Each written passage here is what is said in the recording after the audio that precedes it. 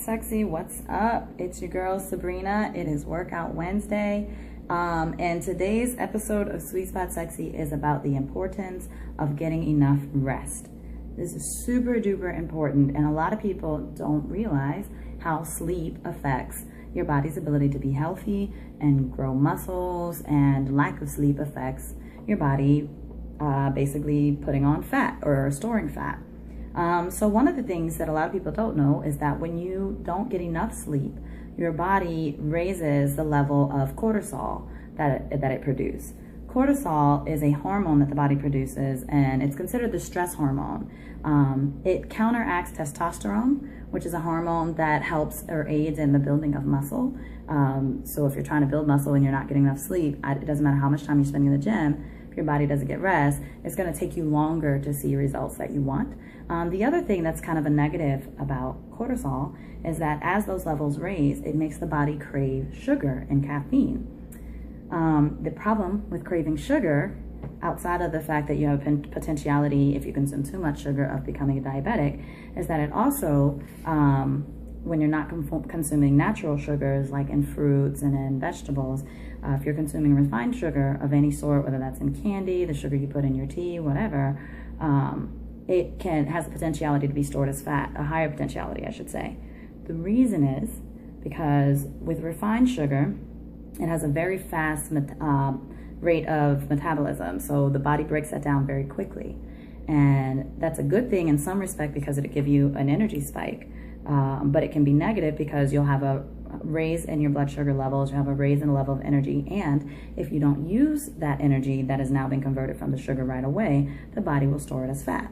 So you can be counterproductive in all your efforts in the gym by not getting enough rest, which then makes you crave the sugar. And if you obey that or satisfy that craving, then you find yourself in trouble. Versus if you consume natural sugars, let's say you aren't able to get enough sleep one night, let's say you can only sleep 4 hours, you had to cram for an exam, or you had to push through to get a presentation done, and you didn't get enough sleep and you are craving sugar. If you take sugar in a natural form, like let's say you have a banana or an apple, something that has a natural sugar, because you're not just getting refined sugar, just sugar itself, you're also getting nutrients which help you feel full, but you're also getting the fiber. The natural sugar breaks down at a lot slower rate. And the benefit of that breaking down at a slower rate means that the body is going to be able to use that because it's going to become available a little bit slower time. You also will feel full for a longer period of time. So that's going to be a better choice for you in terms of if you are in a bind ever and you just find yourself, okay, I can't, do anything else but get these 4 hours of sleep, and I got to go to work and do what I got to do. Because I'm a realist, sometimes we don't have time to get 8 hours of sleep in our day. The other thing about sleep that a lot of people don't know, outside of this raising cortisol, is that during sleep, your body performs metabolism of proteins at a much faster rate. And the proteins are, and HGH hormone, which is human growth hormone, and testosterone also increase while you're sleeping. And all of those aid in the building of muscle. So my fellas who are trying to bulk up, my ladies who are trying to get toned, if you're trying to build those muscles, then you've got to get enough sleep, because that's when the body repairs muscles and that's when it builds muscles. And all of that production increases as you sleep. They say you should get like 8 to 10 hours of sleep. I'm huge on sleep. Anybody in the cast of Sweet Spot can tell you I don't play around. I sleep for like 8, sometimes 9 hours. That's just how I roll. And when I don't sleep, I'm not a nice person in general. But sleep is like really huge to me. And I just wanted to share with you what the benefits of sleep are, and how important it is to make it part of your routine.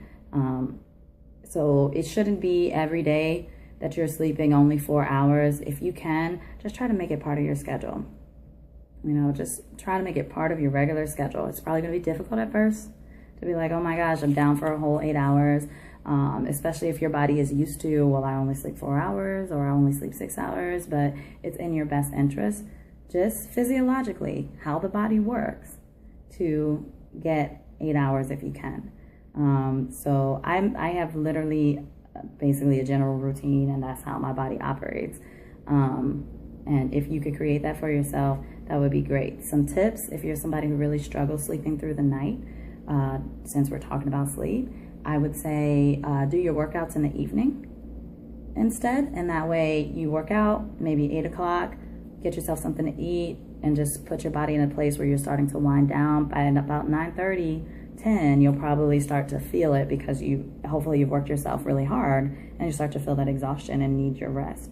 Another thing I do sometimes when my brain is just running with a million things on my mind, I try to do a mindless activity to help kind of empty my mind. Like, I'm a big colorer. I have coloring books. I color if I'm having a hard time getting my mind to relax and stop running.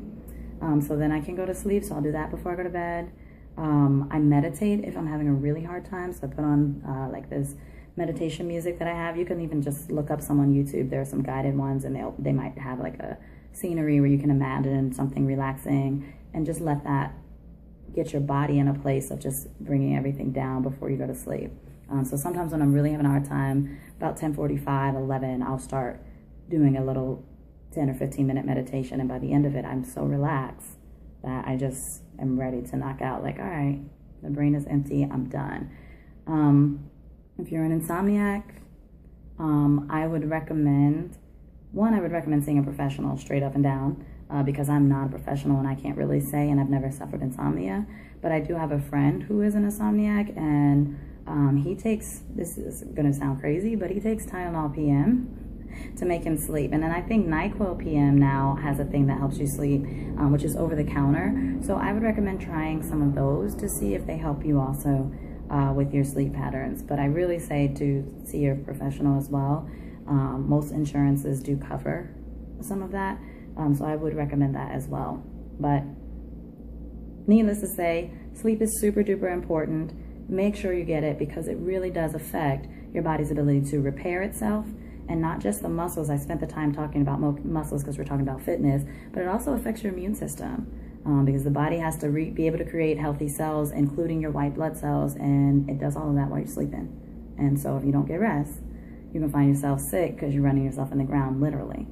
So that's all I have for you, Sweet Spot Sexy. I will see you next week. Until then, live healthy and live happy.